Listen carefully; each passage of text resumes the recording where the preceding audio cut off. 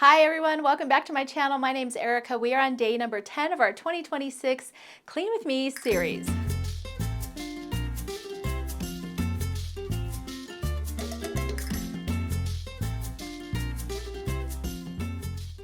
So we're on day number 10. We've made it. If you've gotten behind, don't worry about it. This is a no pressure way to just help you clean out and organize your space for the new year. If you've missed any videos, you can always go back and watch. I have a whole playlist here on YouTube called 2026 Clean With Me. You can go back and watch these videos at any time. And I also have a free PDF download. I will link that below this video for you. And it's basically just a checklist for our 10 days of our cleaning series. That way you can follow along, check off, and see your progress as you go. All right, let's do a quick recap of all the work that you have done so far. So day number 1, we took the trash out, got rid of anything that was in our room that shouldn't be here. The next few days, we tackled our yardage, our smaller pre-cuts, fat quarters, things like that. The next day we went through all of our scrap projects, which was a lot of work, I know, but we got all that fabric handled and organized. After that, we went through our books, our magazines, and our notions. We also took care of all of those works in progress and unfinished objects and unstarted projects. We also went through our books, our magazines, and our patterns. We cleaned up all of our smaller tools and notions. We went through our batting and all of our interfacing. And then lastly, we tackled our larger things like sewing machines, irons, and cutting mats. And now today is the fun day. Today we're going to get to put everything back into our sewing space, reorganize it, and just do an overall refresh of our space.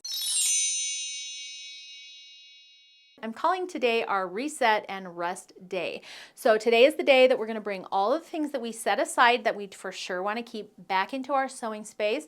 Hopefully it's all organized and ready to go, and then we're just going to do an overall clean and reset of our area. And before we get started, I just wanted to mention, if you have any tips that you've found that work for you over this series, make sure to leave those in the comments below so we can help others out as well.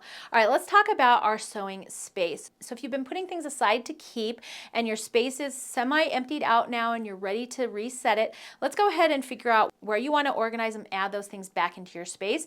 Bring them back in one at a time. So start maybe by bringing back in your yardage, and then bring back in all your pre-cuts and your fat quarters and your scraps, and just figure out a good place that you have to store them. If you don't have storage space for those items, I do highly suggest that you get something, whether it's shelving units or maybe you have a closet where you can store those like Rubbermaid bins. Whatever works for your space, just make sure that anything that you're bringing back into your space has a home to live in. If you don't have a home for it to live in, as soon as you bring it back into your space, it's automatically going to feel cluttered again.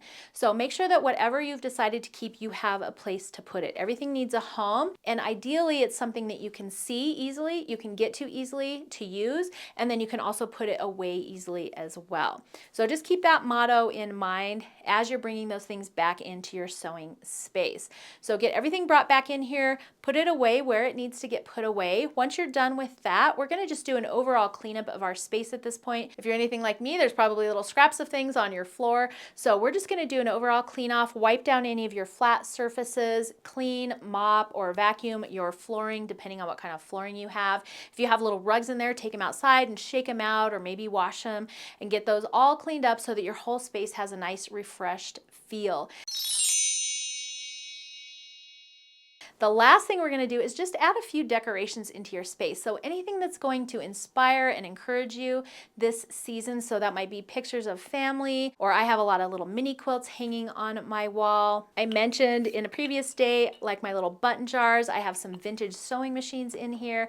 Just a fun, colorful things that are going to make your space feel inviting and enjoyable to be in. I actually love being in my sewing room. Every time I walk in here, I feel inspired.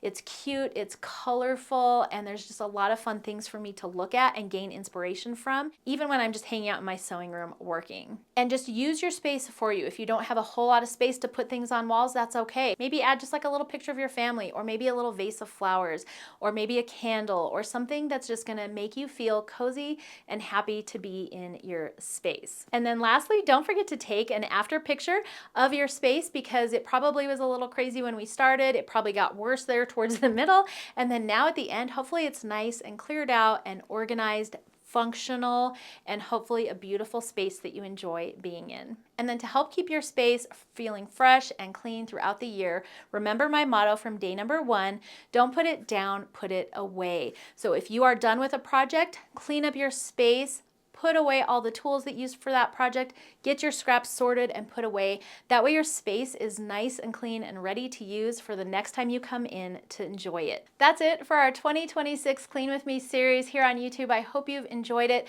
I hope it's given you some inspiration to get your sewing space or crafting space organized, cleaned up, and ready for the new year. And don't forget to subscribe to my channel and hit that notification bell so you don't miss out on any upcoming fun. Thank you so much for joining me for this series. I hope you enjoyed it, and I will see you in the next video.